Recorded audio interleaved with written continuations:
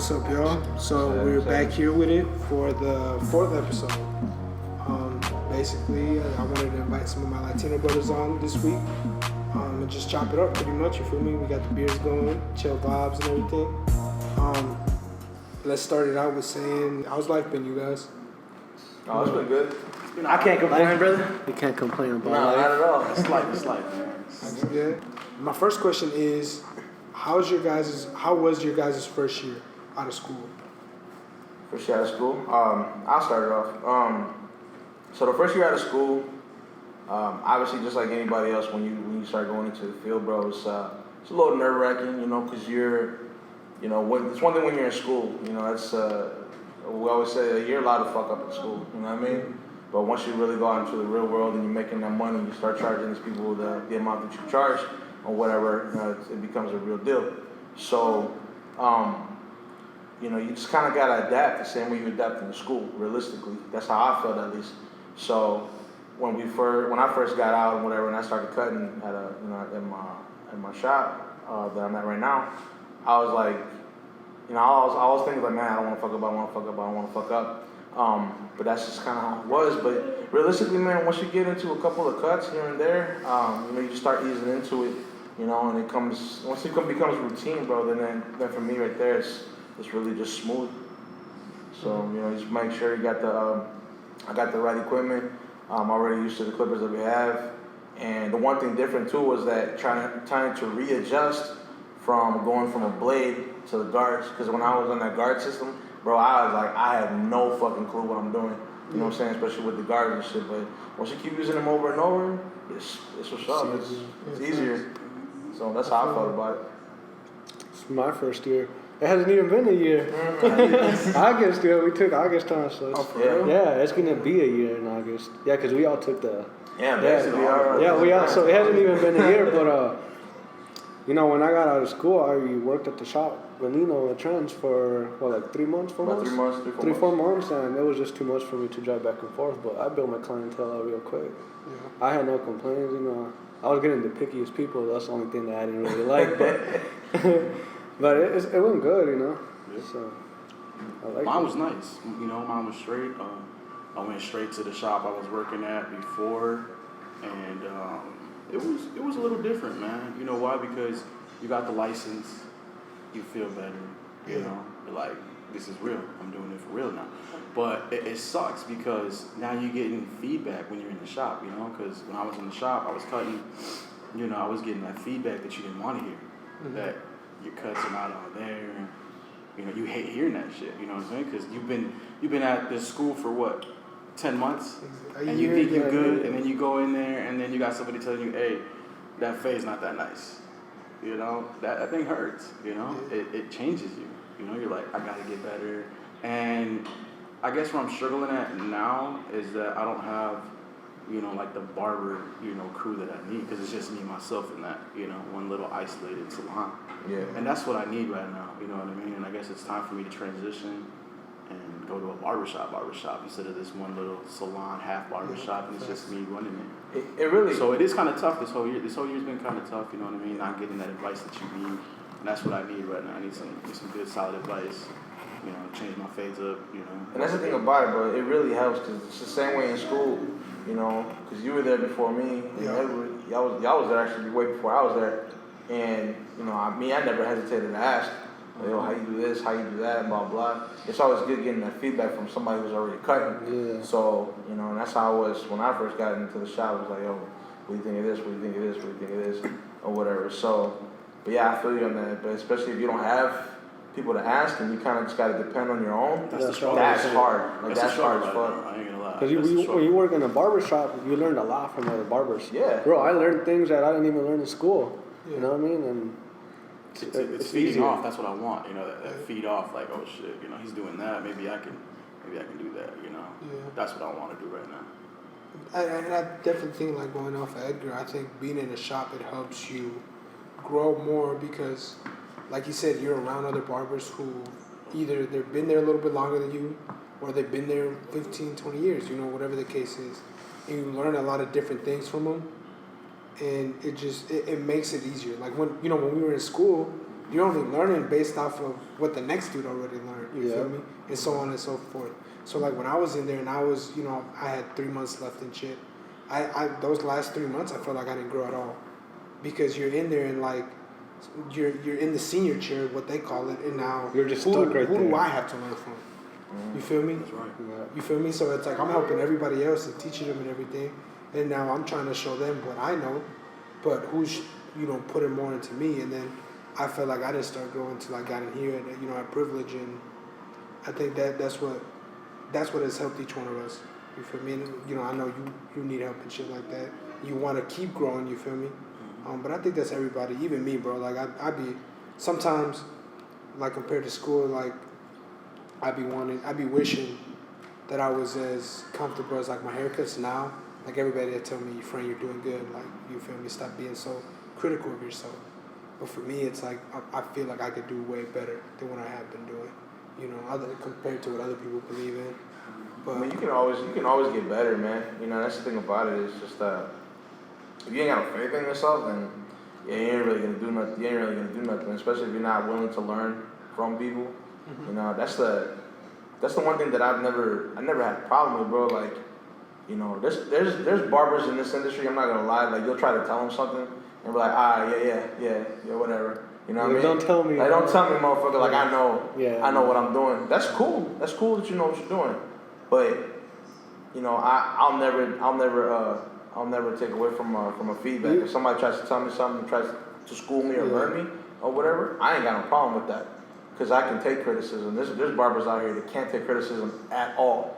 You know, you try to tell them something. Even Alex said it himself, bro. When we were there, he's like, man, I'm actually learning off of you guys. Yeah, we learn every day. We still learn new Hell things yeah. every day, bro. No matter how experienced of a barber you are, Mm-hmm. we still learn every day. 'Cause You know, we all that's cut right. different. We all cut different. Yeah. You know what I mean? Yeah, absolutely. It's not like school, though, I can tell you that. it's Yeah. The real world, Hell no. It's a little Nah, ugly, not at all. man, because they'll tell you right there and then, like, hey, you screwed up. Like, excuse That- me? yeah, that's the only thing I like about You school. not screwed up. Like, you cut too much off the top. You said 1 inch, you know? And his 1 inch is different than your 1 inch, you know? Finger length, all that. Nah, the funny one is what is it? When we were in school, I remember when I first got there and whatever, and then I learned to point at that sign that we had. All cuts are done by students. So anytime anybody complained, I'd be like, read the damn sign, bro. These are all student cuts. You wanted to pay fucking $6-7 for your cut or whatever. If not, take your ass up the street and go pay that $20 if you want a professional barber. Yeah. So, but it's funny because we got a lot of their clients. You know, We did. we got a lot of their clients because honestly, we did pretty decent, man. For shit, we got a lot of them that come up here, bro. yeah, We're only 10 minutes away from the school, and you feel me? But yeah. I don't know, it'd be crazy like seeing how many people like kind of rotate and cycle. Mhm. Like they'll come here and shit, and we'll cut them, and then they'll go back over there. You know what I mean? Whether it's a money issue or whatever the case is, but like you see so many familiar faces, like Yeah. no matter where you are. I believe it. like, it's just like it's crazy seeing it, you know. And I think like Paulo was saying, it's way different being in a barbershop than it is being in school. Cause when you were in school, bro, like we just like in the best in the best way possible, like we fucked around a lot. Oh, yeah. You know what I mean? Quite far. we Yeah. fucked Fucked around a lot. around. We cared, but we didn't care, because we just wanted to finish school and shit, and then get into the real world Yeah. and be cutting. But here it's like you have to care. You have to try to give them the best haircut you can. And The only thing I didn't like about school was the detachables. Those- Yeah. The blades, Hey, the man. Bro. How do you not like them? I don't know, man. I really like the Look, I'll detachables. tell you this. Who still uses the detachables? Tell me that. No, I do to an extent. I use them every now and then. Dude. I just use it for 1.5 I use them on curly hair religiously, bro. top. I got Yeah, to. That's the only time I probably pretty much use it. I'll use it if I have to, like everything clean. If it's just clean all the way around or whatever, I'll use a detachable all day. I'll never touch a guard. I use that detachable 1.5, 1A, or whatever. If I You know what start I'm it, saying? I gotta finish it. I'm sorry. It's like I started, I gotta finish it, bro. Like I'm still with it. But see, that's where the learning comes in with that guard, bro. It's because, you know, I look at it like that 1.5 is probably similar to maybe like a 1 guard halfway open. You know what I mean? So when you kind of adjust yourself to that, that's when you know what you're doing a little bit more. Because first off, that detachable, it cuts so clean when you first use it and whatever. It's better than the guard, to be honest, for me. You know, it's just something about maybe the motor of the blade or something. It comes clean off, and then when you start using the guards to blend everything in, it looks smoother and whatnot. I mean, I praise anybody who can cut from beginning to end with that blade. You know, that's dope as fuck. But it's definitely a lot sharper, and it'll come out cleaner. But if you know what you're doing, you know. So I'm not gonna say that the guards are a fail-safe, but it's definitely a lot easier. It makes your cuts faster. I have not used them since school. Yeah. Bro, Yeah, just like the 1.5, like you said, that's the only one I use. I'll try every now and then, bro. And I'll be looking at, like, I'll be doing a haircut, right? Or I'll start a haircut. But you know what? Fuck it. Let me try the guards. Halfway through the haircut, I'm like, fuck, man. It's taking more work, I ain't bro. doing that shit. And although back then I used to look at it like, damn, like if you could fade with some blades, like you nice as fuck. Yeah. Yeah. You know what Hell I mean? yeah. And, Oh, yeah, and by 9 far. times out of 10, we all learn how to fade with By far. blades nice as Yeah. hell. Yeah. But then it's like now it's like fuck, bro. It's just more work, man. Well, you see the blades like they're flat. You know what I mean? And then when you have that guard, it's a little curved. It's got So you that can- curve at the yeah, end. that curve at the end where you can do that flick motion all day. But if you cut straight with that blade, that's right there. No, it's a little bit harder, and you can easily fuck it up real quickly with those blades. But if you're nice with it, shit, like I said, all power to you. So, but I don't want to have to worry about the blade getting hot. You know, that's the biggest thing I don't like. Yeah, that was the You know, biggest that thing. blade be getting hot real quick, and I can't deal with that. I guess another struggle would be setting the prices. It's not a struggle. It's just like it gets tiring. Like, yo, this is the price. Oh, why is it the price? Like, why do I gotta explain? It's $20. That's Oh, it. I don't explain shit. It's $20. No, listen, this basic, is the bro. price, and that's it. Why is it $10 for a beer? Because I have to do another service on your face. That's why it's another price. I'll tell you this. That's one thing I've learned with this industry. You set your price, and you don't cater to nobody. Because realistically, it's But like you're this. learning- I'm learning that though. Yeah. It's just like, dude, that's a And waste this of my is the time. thing. When you Explain get it. out, you want to be as humble as you can, most definitely. You know, but at the end of the day, it never stops customers from coming in, clients from coming in. Never. They come You back. know? They come back. They'll Why do you keep come coming back. back? It's like this. All right, so if the price is really the problem, if that's really the problem or whatever, then you know that Great Clips is right down the street or Fantastic Sounds or wherever the hell you want to go. But you think a place like Kohl's, who charges probably $35, $40 a cut or whatever, you think they're gonna change their prices because they feel bad about? Hell no. Nobody, they don't feel bad at all. That's the prices, but it is what it is. If I know that I can go over here and get tacos for $2.50, and that one I can get it for $2 or whatever, there is one that's gonna be better. Maybe the one that's 50 cents more is better or whatever. And I'm willing to pay the 50 cents extra because the shit tastes good. You know what I mean? But if you want to take that risk, or if you want to say, oh, well, that barber up there charges $15, $20 a cut, okay, Go to it. that's cool. You know what I mean? I'm supposed to feel bad because you don't want to pay the prices on the board? Like, listen, you got to pay for the quality. But yes, at the same time, too, whatever price you do set, you got to make sure the quality is there. You know, absolutely 100%. That's one thing. You get lazy barbers who they want to set a price point or whatever, but they don't want to own up or have the quality of that price point either. You know what I mean? I treat every cut like it's $100 cut, no matter what, even if I'm not charging that. You know, because I want the best out of me, and that's my reputation on. It's my reputation on the line, and it's the shop's reputation on the line. Yeah. So that's how I see that. So when I set my price point, this is the price that we all are gonna pay. You know what I mean? And I'll tell you right now, I've already heard this is not even every barber charges what's on the board. They have their own price sometimes. You know, I don't know if you've seen that or heard that. It's, but, it's different. Like you know, for it us, is different. For us here, we have what we call walk-in prices and like our own haircuts. So or our own clientele at least. So it differentiates with everybody, man. Like our shop right now, I think we're charging $25 for a regular haircut. But for me, with my clients, I'm charging them $35.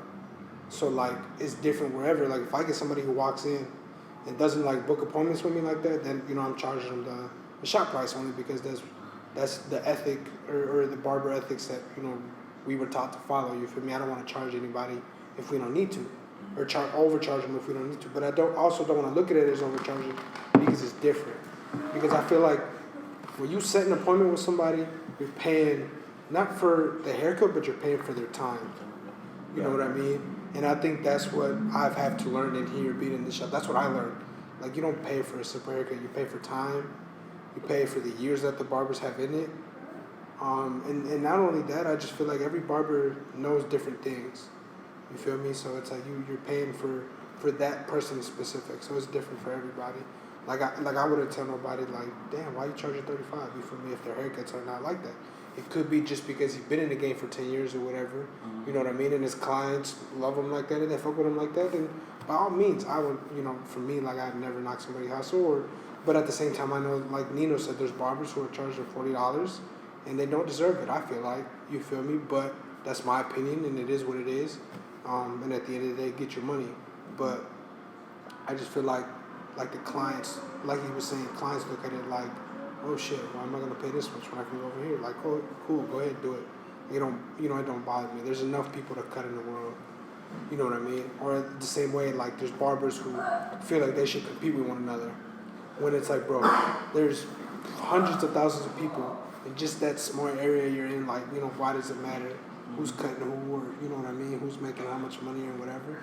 It just is what it is. We're all getting it one way or another. We all love the craft. You're gonna get it regardless. Yeah. Facts. If you hustle for it, you gonna get it. It's like you said, man. Like, people are gonna charge what they want to charge. If they feel like it's worth it or whatever, then that's fine. So I can't, if you're charging $40 a cut or whatever, and people are paying that and they're still coming back to you, I can't hate on that hustle. Even if my cuts, I'm charging $20, $30 or whatever for a cut or whatever, I can't hate on you if you're gonna say, no, I'm charging $40 for my cut. I can't hate on you because that's your hustle. If they wanna pay that, they're gonna pay that. You know what I mean? So, but that doesn't mean that you gotta change yourself or whatever. It's just whatever you decide. If that's what you feel like you're worth, that's what you're worth. And if that client is willing to pay that, they're gonna pay that, no matter what. So I'm not gonna stop nobody's hustle if that's what they charge and whatnot. It's like you said, it's a base price. I've even heard like a squeezing price. Cause you know more than anything that people try to just come in, hey bro, like I just need to get a quick taper, get a quick line up, this and that. So, bro, I hate that shit, and it's like, there's one guy comes in like, bro, all I got is $10. I'm like, you better go get the other $10. $10, like, bro, I'm already an hour over my time, dog. That shit's gonna cost you more, bro. Like, yeah, trust me, man. Look, we get in at like 10 a.m., bro, and we get out of there by 7. I'm tired. I'm tired by the end of the day because everybody wants to come in at last minute, this and that. Like, I'm gonna do it after hours charge, and that's why I said, like, is it worth it to you? Hey, yeah, I can cut you after hours because I'm already leaving. But if you want to get cut, it's $50. You know what I mean? Oh man, no, bro, that's too much. And okay, I get it, but it's not worth it to me to stay here for another hour. You know what I mean? Because you want to get cut and you want to come at the last minute. Look, I get it. People got jobs.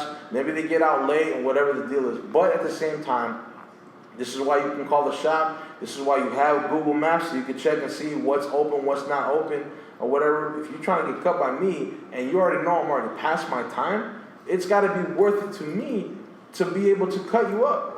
Yeah. And I'm not going to charge, I ain't going to charge you just the regular price that we have.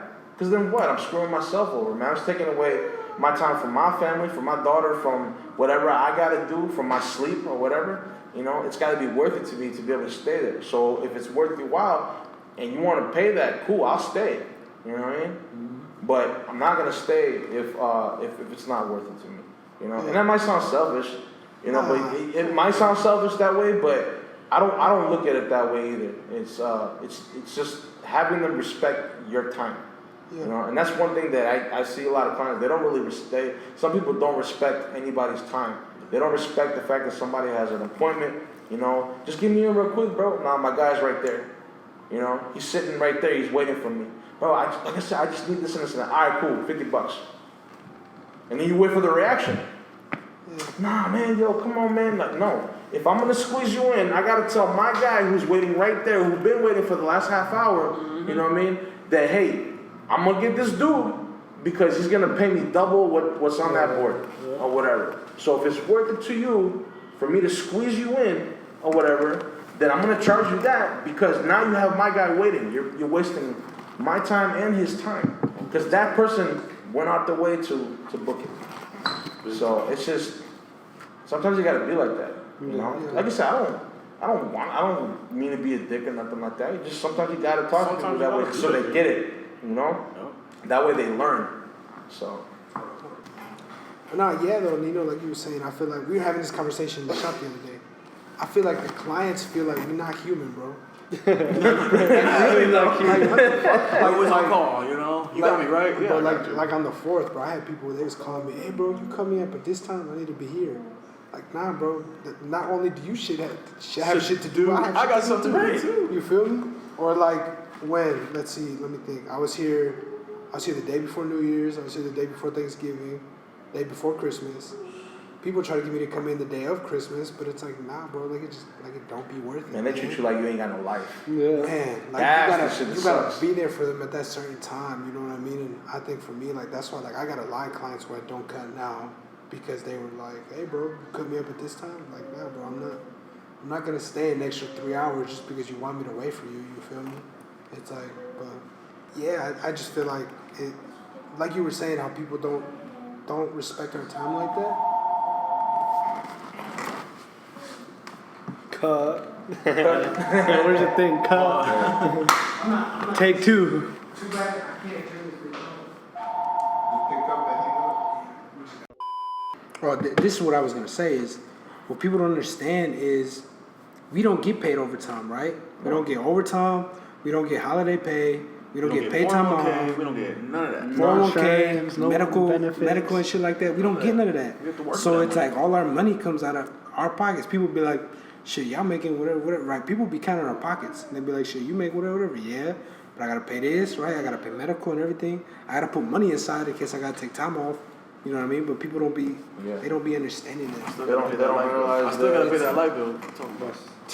It's like, come on, man. Like, people don't, I feel like they don't be thinking logically, like, yeah, our time is our time, but it's like, the money we get is the money that we use to pay all our bills. Yeah. You know, like some people, it's like, you know, fortunately, they're fortunate enough to where they get, you know, medical benefits and shit like that, and they're paid time off for cruise and everything, but they're working for billion-dollar companies. Yeah. You know what I mean? We're not, unfortunately. We're independent contractors. Although I will say it is our choice, right? But at the same time, it's like they gotta understand our price is there for a reason, because that's what we use to pay our bills. Yeah. Well, I mean, look at the breakdown, right? So you get a paycheck, right? First of all, you wait 2 weeks, whether it's a weekly basis pay or a 2-week base pay, right? So on that paycheck, let's just say I give the benefit of the doubt and you make about $1,200, right? Okay. So their 2 weeks is $1,200. Our 2 weeks might be $2,000, right?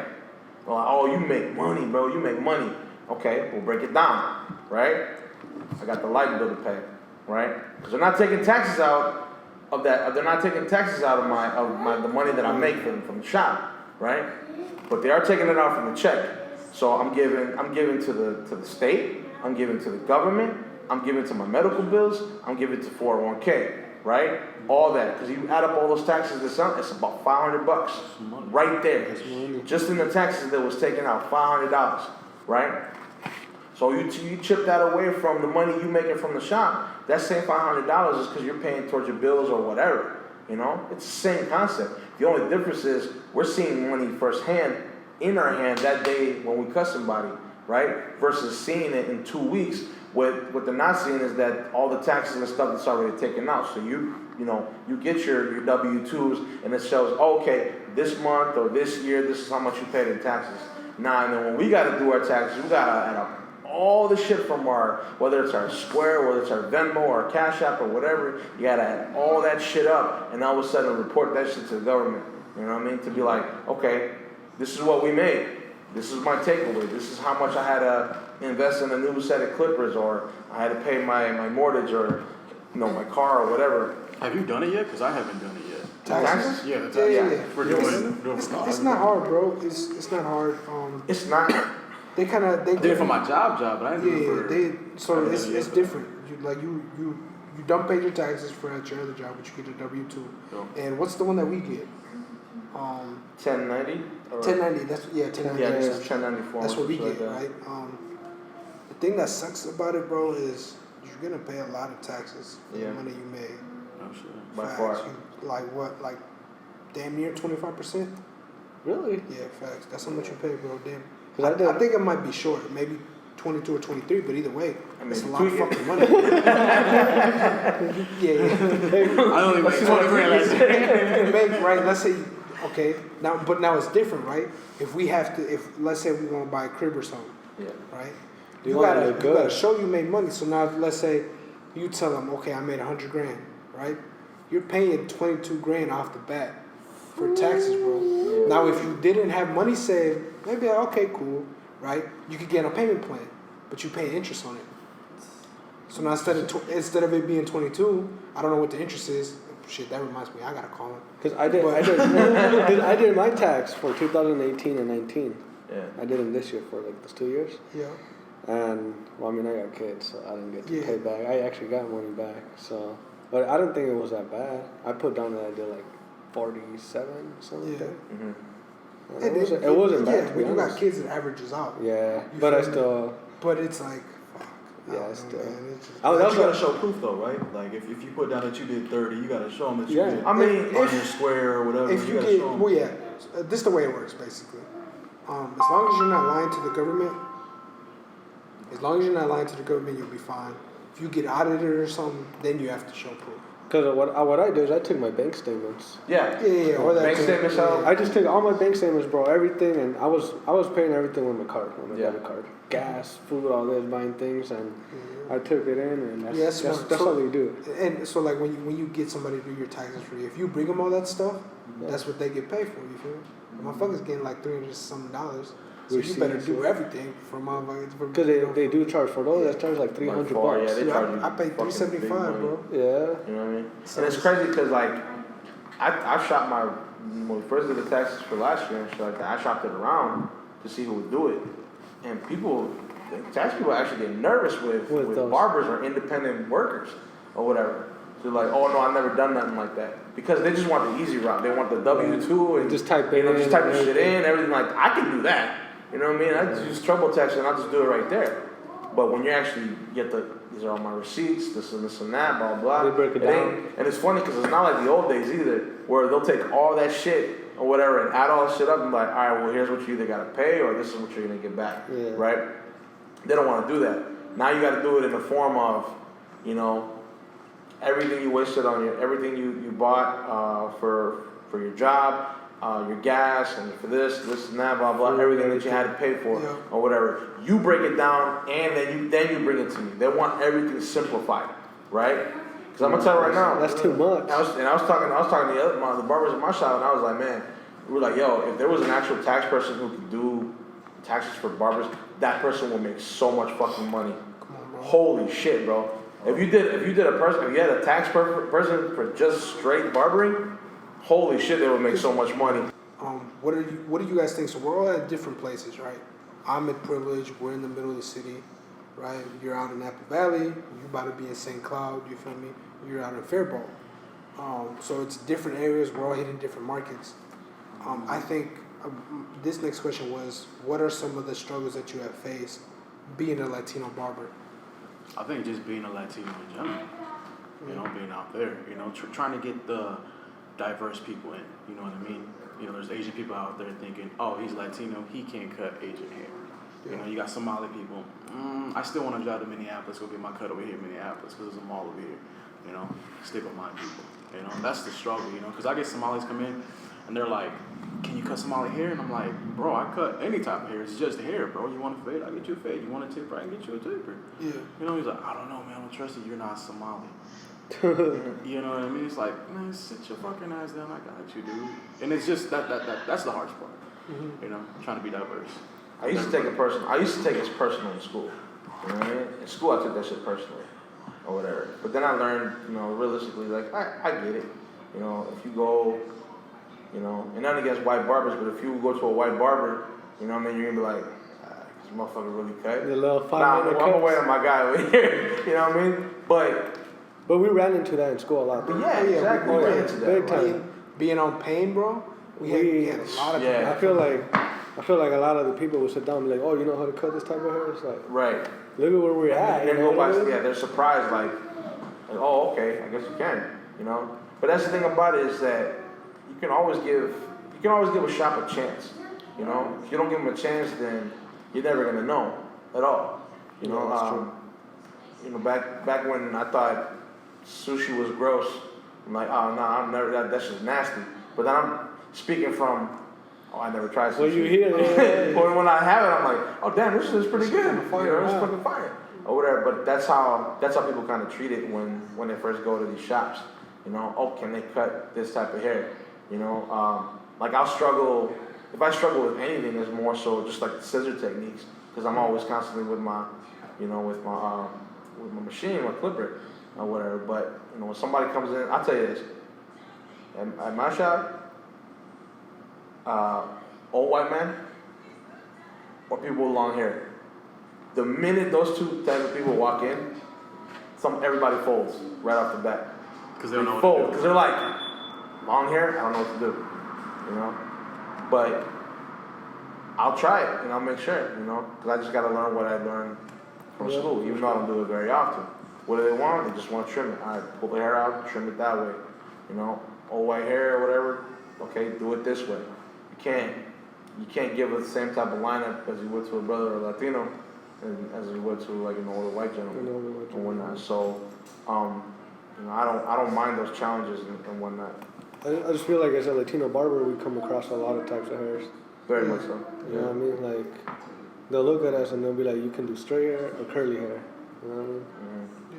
It's the, Yeah, I think it's different everywhere, man. Like I know it when I came in here, I had a big struggle with it only because, right? Although I didn't shy away from it or nothing, like it is what it is. We faced it in school, right? But when we were on pain, people didn't realize you're in a diverse shop setting, Yeah. right? For example, we are teaching each other. Not only that, we were getting hundreds of people in a week. yeah. So it's like you start to kind of put together everything, how to cut certain hair and everything. And I think, like when I came in here, it was, I think it was just me. It was a predominantly black shop, and it was just me. And I had a couple people that were like, oh, I don't know if, you know, whatever, if I wanted you to cut my hair. And then I'd cut their hair, and they were like, okay, he's nice, you feel me? And then they kind of start to get used to it and stuff. But I know Cole would always be like, bro, you good, you feel me? They gonna start seeing your face more and stuff, and they get used to it. That's all it is. I feel like it's just Repetition. Yeah. repetition, man. And like even for us, like if we go to somebody, like you were saying, like it's just all stereotypes. You know what I mean? I feel like it's just, but people gotta give anybody a chance. You know, like when we were in school, right? We was around dudes who had never touched clippers, right? And then they finished school, and they one of the nicest barbers we've been around with at the time.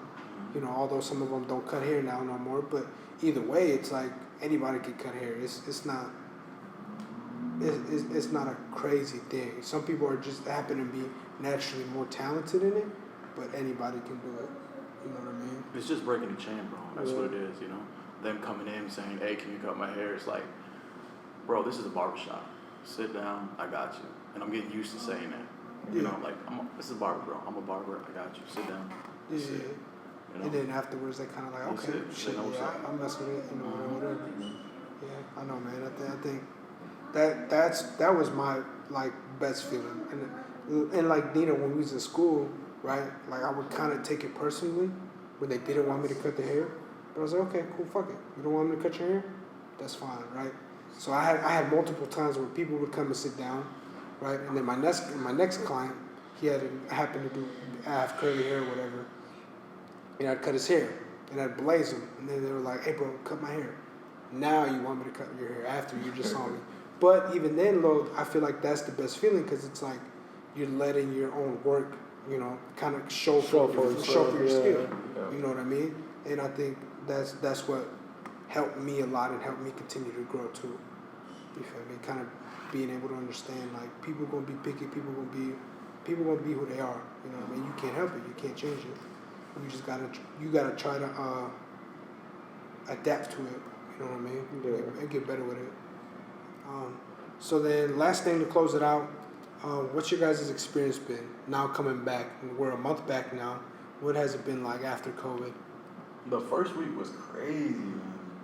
wearing the mask, and then in the shop we had to wear like a face shield. I don't know if you guys still wear that face shield. Yeah, I mean, we were masks and stuff, yeah. I couldn't breathe, bro. And this shit getting foggy, and it's like, God, I fucking know these dudes. Oh, you had to wear that. I had to wear the mask, Oh, bro. shit. Nah, I had to wear the mask. I was we getting just- hot, we wore the steamy, regular bro. I mask. couldn't figure out what I was doing, Then I opened it up, and I'm making a big ass star. Dude didn't even ask for a star, that type of shit. Bro. It was rough, though. I ain't gonna lie, it's tough. Well, let me ask you this. How was your COVID experience? Because I'll tell you this, like for me, the first 2 weeks, I couldn't get anybody to get a cut. Because once I hit them with that price point, they're like, nah, bro, I'm not paying that. Fuck that. But then, that second week, people folded quick. Yeah. Hey, man, come cut my hair, bro. I'm looking grizzly right now, man. Come cut me. Or whatever. I'm like, I remember this is how much it is. Or whatever. And I feel like my cuts have gotten better after that, only because going to people's houses and then having to deal with their chair or the lighting or anything else, man, that shit sucks so bad. I hated that so much or whatever. And we couldn't, I didn't want to risk going to the shop and just, closing the blinds or whatever the fuck it is. I didn't want to do that. But between the lighting experience, the where people had to sit and whatever. Plus, on top of that, I felt like, when you're cutting at the shop, you have your certain times that you're supposed to cut. You know what I mean? Between this time and this time, and then you go home. When I was doing that, bro, we were going out to Faribault. We were going out to here in St. Paul, Chaska and shit like that. Me and my brother, and I just felt like, man, that took up my whole day. It sucked. Yeah. It's so bad. It is. So bad, bro. I hate it. I don't like doing house calls. I'm gonna tell you that right now. Traveling and The traveling sucks, bro. Like it's not as sweet as people think. But that was my experience. Afterwards, though, yeah, it was expected that every barbershop was gonna be busy as hell. Yep. Every single barbershop was gonna be busy as hell because people didn't leave for COVID and they were inside. They were definitely looking forward to getting that fresh cut coming back and whatnot. So definitely understand that. Big thing. So it was cool. How's it going?